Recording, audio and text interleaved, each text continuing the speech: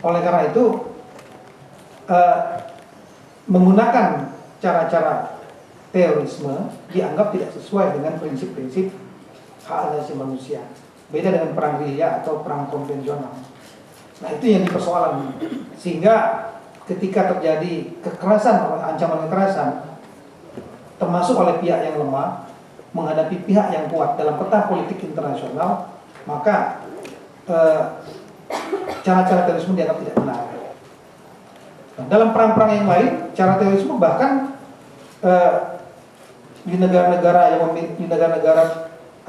dalam yang memiliki pasukan-pasukan, mereka diajarkan bahkan bagaimana untuk masuk ke garis ke belakang musuh dan kemudian menciptakan teror di sana untuk menghancurkan kekuatan musuh. Nah, kemudian teori yang kedua yang menyatakan bahwa kelompok-kelompok inilah yang memulai dahulu. Kalau tadi mengatakan respons, ini memulai dahulu. Ini terutama di-trigger oleh pandangan dari Francis Fukuyama dalam bukunya The End of History and the Last Man.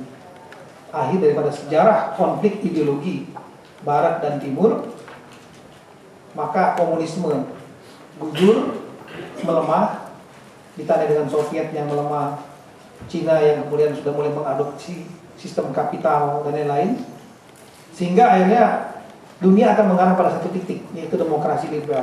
Karena sistem ini dianggap sebagai sistem yang dapat mengangkat kesejahteraan masyarakat dibandingkan negara-negara yang tidak menganut paham demokrasi. Nah, oleh karena itu, karena sistem ini dianggap kuat dan kredibel, ada pihak-pihak yang menganggap yang tidak cocok dengan sistem ini merasa terganggu. Ini teori yang kedua ini. Nah, sistem ini dianggap sistem demokrasi adalah buatan manusia, bukan buatan Tuhan. Sehingga ada pihak-pihak yang beranggapan bahwa sistem ini tidak sesuai dengan ajaran dari agama atau pandangan-pandangan kelompok tertentu tadi. Dengan terganggu, maka mereka yang berinisiatif dulu untuk melemahkan, melawan sistem ini. Ini teori yang kedua. Nah, yang mana yang benar antara dua ini? Yang jelas telah terjadi kekerasan atau ancaman kekerasan dengan target sipil, dan Indonesia juga menjadi target. Indonesia juga menjadi salah satu panggung yang terkena itu. Kita pada waktu bom Bali, kita semua tersentak. Jadi kembali kepada masalah Undang-Undang Nomor 15 2003, kita tolong pelajari betul kenapa undang-undang ini bisa lahir sebelum menyalahkan isinya. Undang-undang ini lahir 15 2003 tidak lebih dari penguatan dari Perpu nomor 1 tahun 2002 tentang pemberantasan tindak pidana terorisme.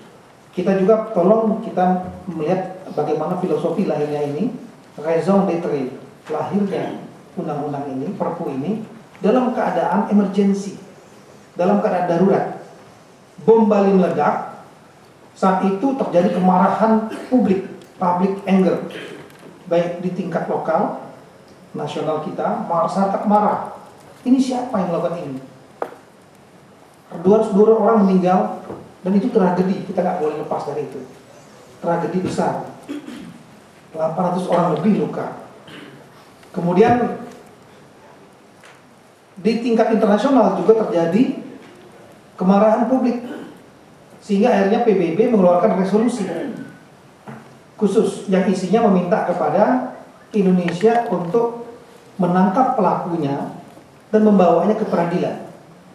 Resolusi khusus. Nah, karena ada tekanan dalam negeri, masyarakat, tekanan luar negeri lahirlah kemudian Perpu nomor 1 tahun 2002.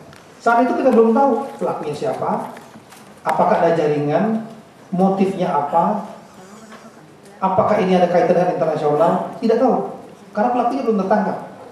Sehingga isi daripada Perpu ini, prinsipnya cuma dua hal.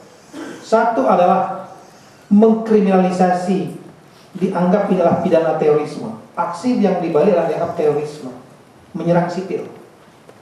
Sehingga ini dianggap klik like, share, dan jangan lupa subscribe.